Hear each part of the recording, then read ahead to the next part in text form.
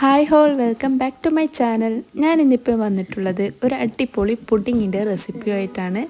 അപ്പോൾ വീഡിയോ മുഴുവനായിട്ട് എല്ലാവരും കാണാം.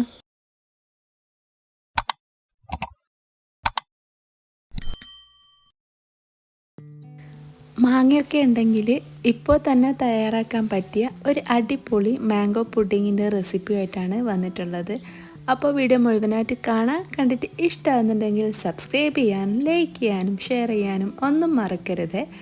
അപ്പോൾ ഞാനിവിടെ 2 വലിയൊരു മാങ്ങ എടുത്തിട്ടുണ്ട്. അത് മുഴുവനായിട്ടൊന്ന് മിക്സിൻ്റെ ജാറിൽ കുറച്ച് പഞ്ചാരയോ അല്ലെങ്കിൽ മിൽക്ക് മേഡോ ഒഴിച്ചിട്ട് നല്ലോണം ഒന്ന് പേസ്റ്റാക്കി അരച്ചെടുക്കാൻ നമുക്ക് മാംഗോ പൾപ്പിൻ്റെ ആവശ്യമുണ്ട്. അപ്പോൾ ഇതുപോലെ നല്ലോണം പേസ്റ്റ് ആക്കിയിട്ട് അരച്ചെടുക്കാം. അപ്പോൾ നമുക്കിനി ഒരു 1/4 ഭാഗം വിപ്പിംഗ് ക്രീമാണ് വേണ്ടത്.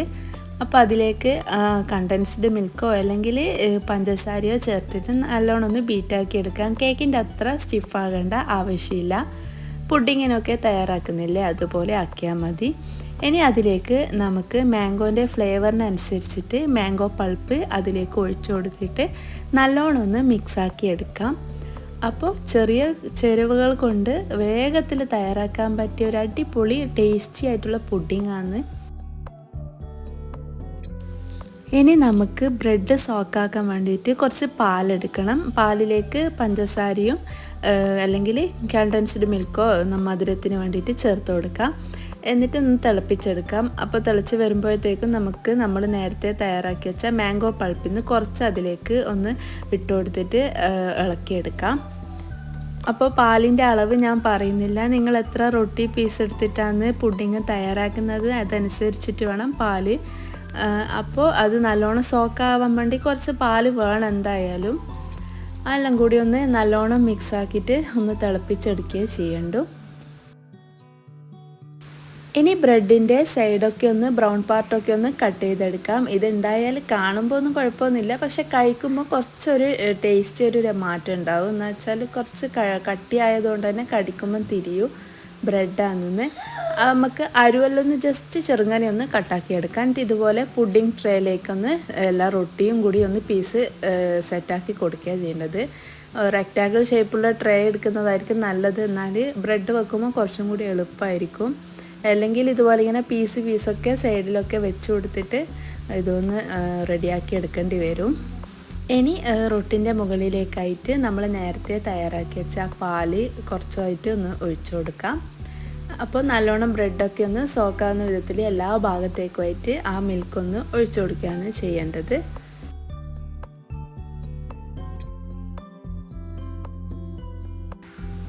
ഇനി ബ്രെഡെല്ലാം ഒന്ന് മിൽക്കിൽ സോക്കായിട്ടാകുമ്പോൾ നമുക്ക് മുകളിലേക്കായിട്ട് നമ്മൾ നേരത്തെ തയ്യാറാക്കിയ ക്രീം ഒന്ന് സ്പ്രെഡാക്കി കൊടുക്കാം. അപ്പോൾ ഒരു ലെവലിലാക്കിയിട്ട് എല്ലാം മൊത്തത്തിൽ ആവുന്നത് വിധത്തിൽ ക്രീം മൊത്തത്തിലൊന്ന് സ്പ്രെഡാക്കി കൊടുക്കുകയാണ് ചെയ്യുന്നത്. ഇനി അതിന് മുകളിലേക്കായിട്ട് മാംഗോ പൾപ്പോ അല്ലെങ്കിൽ മാംഗോ ചെറുങ്ങനെ കട്ടാക്കി ഇട്ട് കൊടുത്തതോ വേണമെങ്കിൽ ഇട്ട് കൊടുക്കാം. ഞാനിവിടെ പൾപ്പാണ് മുകളിലായിട്ട് കുറച്ചായിട്ട് സ്പ്രെഡാക്കി കൊടുക്കുകയാണ് ചെയ്യുന്നത്.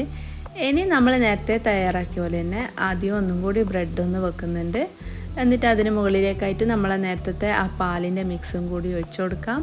പിന്നെ നമ്മൾ വിപ്പിംഗ് ക്രീമും കൂടി ആക്കി കൊടുത്താൽ നമ്മുടെ പുഡിങ് ഇവിടെ റെഡി ആയിട്ടുണ്ട്. പിന്നെ മുകളിൽ എന്തെങ്കിലും ഡെക്കറേഷൻ പരിപാടികൾ നോക്കാം.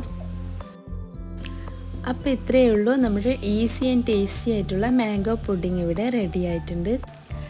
കുറച്ച് സമയം ഫ്രിഡ്ജിൽ വെച്ചിട്ട് തണുപ്പിച്ചാൽ നമുക്ക് സെർവ് ചെയ്യാം. അപ്പോൾ എല്ലാവരും ട്രൈ ചെയ്ത് നോക്കിയിട്ട് ഫീഡ്ബാക്ക് അറിയിക്കാൻ മറക്കരുത്. ഇതുപോലുള്ള റെസിപ്പീസുമായിട്ട് വീണ്ടും വരാം. അതുവരേക്കും ബൈ.